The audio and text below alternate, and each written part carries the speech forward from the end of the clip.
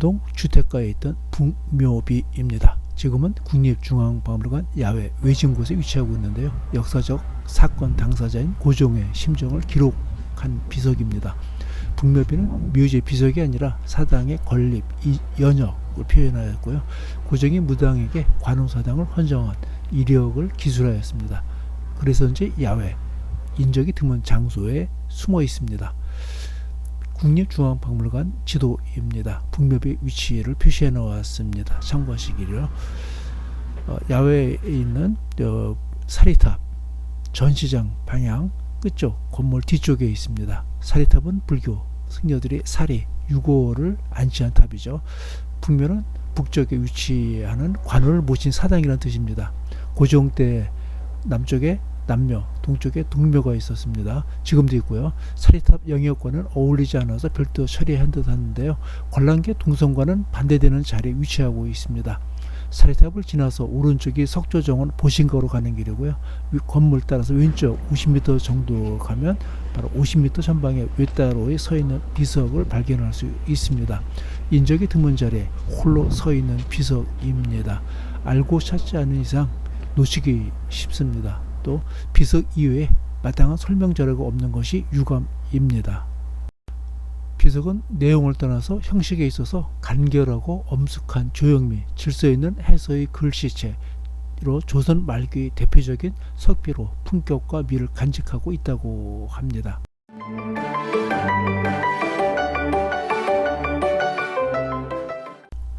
내용이 무척 궁금한데 한자를 전혀 모릅니다.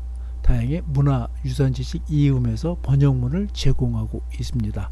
번역문에 따르면 성상어제 대체로 성인이 신도에다 가르침을 마련한 때부터 사전이 있어 각각 마땅히 제사를 지낼 곳에 제사를 지내왔는데 관우, 한나라 관우는 국내를 막론하고 존모하지 않는 자가 없어서 거의 집집마다 신주로 모시고 있을 정도이다. 이는 영검에 따른 기적이 수시로 나타나서일 뿐 아니라 사람들이 마음속에 응결지어 있어서 자연히 천성적으로 다 함께 좋아해서인 것이다. 우리 도성에 동남 두 사당이 있는데 하나는 남대문 밖에 있고 하나는 동대문 밖에 있다. 옛날 임진왜란이 일어나 명나라 군사가 우리나라에 구원병으로 왔을 때 관우가 여러 번 영검을 보여 그 도움을 받고 3도가 수복되고 8도가 다시 안정되었다. 어느 날 관우가 나의 꿈속에 현몽하고 또 왕비의 꿈에도 현몽하여 지성스럽게 돌보아주는 듯한 생각이 들었다. 그래서 관우사당을 순교방 동북쪽 모서리 송동 증지병립 바위 아래에 세우기로 하고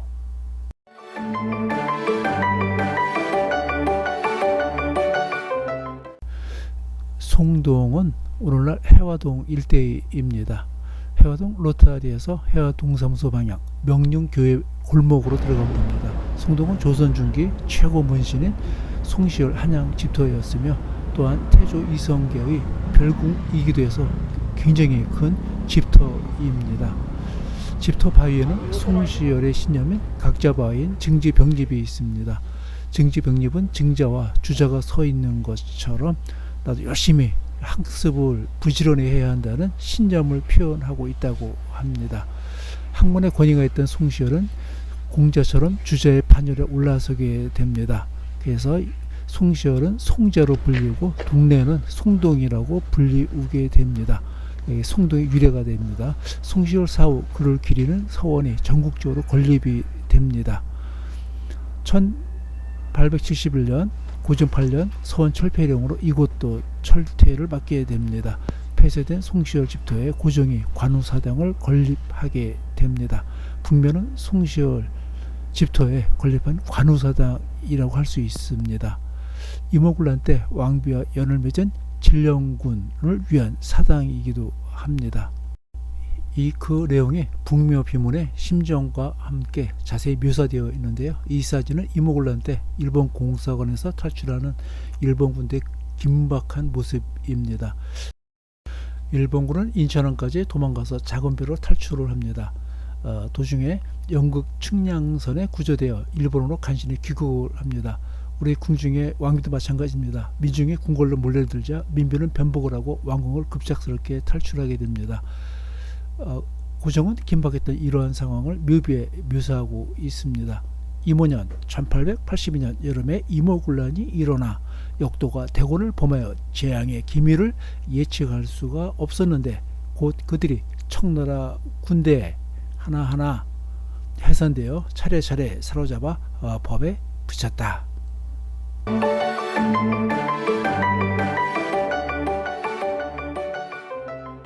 왕비가 충주에서 숨어 지낼 때 한 무당을 만나게 됩니다. 무당이 왕비를 첫눈에 알아보고 황궁할 날짜를 예언합니다. 예언들이 적중하면서 왕비는 무당을 신뢰하게 되고요. 고종은 진령군에 임명하고 대궐로 불러들입니다. 고종은 무당을 위해 송시열 집토에 사당을 건립합니다. 진령군이 북묘사당에 거주 1년 후에 갑심정변이 일어납니다. 1883년 12월 4일 우정총구 개국 축하연장이었습니다. 개업하는 창덕궁에 있던 왕 부부를 경우궁으로 이동시킵니다. 경우궁은 현재 현대그룹 사옥자리로 작은 사당이었습니다. 좁은 장소가 불편하다는 핑계를 대고 왕 부부는 창덕궁으로 이동을 하게 됩니다. 개화파 일본군 200여 명과 청군 1,500명의 전투를 벌이는데 왕비의 왕비 가족은 먼저 북면으로 이동하였고 개화파는 고종을 붙잡고 인천으로 이동하려 했으나 고종은 북묘로 가기를 강력히 원하여 홍영식과 박영규가 호위하게 됩니다. 일본군은 후퇴하게 되고 청나라군이 북면을 진입하여 고종을 호위하던 개화파와 사간 생도들을 살해하고 난을 제압하게 됩니다. 이때 청군에 살해된 홍영식은 우정 중판 고관이었고요. 그의 동상은 중앙우체국 앞에 위치하고 있습니다. 함께 살해된 도승진 박영현은 오늘날 대통령 비서실장 격입니다. 그의 자료가 남아있는 게 없습니다. 더 슬픈 것은 사관생도 전사자들은 이름조차 전해지지 않고 있습니다.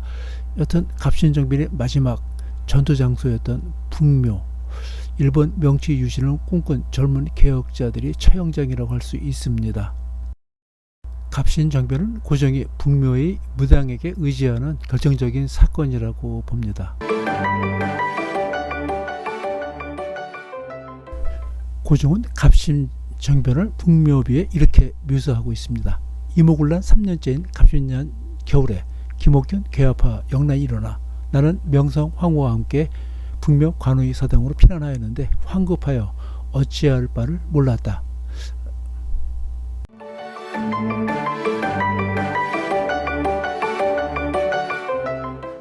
갑신 정병 당시 청나라 주둔군 사령관 원세계는 1913년 중화제국 초대 황제가 되는 사람입니다. 만만치 않은 사람이었습니다. 당시 청나라는 프랑스와 베트남을 두고 전쟁 직전으로 조선 주둔 청군을 본국으로 이동하는 중이었습니다. 이때 남아있던 원세계는 자녀 1500 병력을 갑신 정변 진압에 속전속결로 임하여 청군의 허를 찔려 당황한 개화파와 일본군을 패퇴하고 갑신 정변은 3일 천하로 끝나게 됩니다.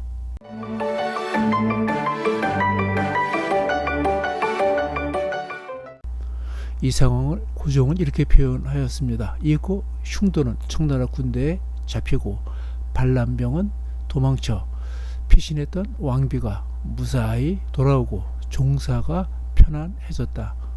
갑신정변을 겪으면서 고종은 외척과 청나라에 더욱더 의지하게 됩니다. 고종은 창덕궁에서 북묘로 가는 길을 만들어 더 의지하게 되는데요. 1887년 관우의 보살핌을 기원하는 북묘비를 건립하게 됩니다. 이 비가 되겠죠. 북묘의 무당 진령군은 막후의 실세로 호위하게 됩니다. 국정은 더욱 문란해지고 백성은 도탄해서 신음하게 되고 외세는 더욱 기세를 올리며 한반도에서 주권 쟁탈 경쟁을 하게 됩니다. 이윽고 1884년 청일전쟁으로 일본은 한반도 주도권을 잡게 됩니다.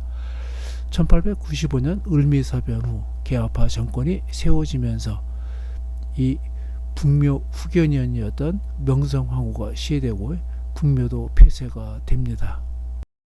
1908년 동묘에 합사가 되고 1910년 토지가 분할돼서 매각이 됩니다. 그 자리에 해화 전문 중앙학령, 보성학교, 은석학교 등이 있다가 보성 고등학교 자리에는 서울과학고등학교로 전환이 되고 보성 중학교 자리는 올림픽 기념 국민생활관으로 변경이 됩니다.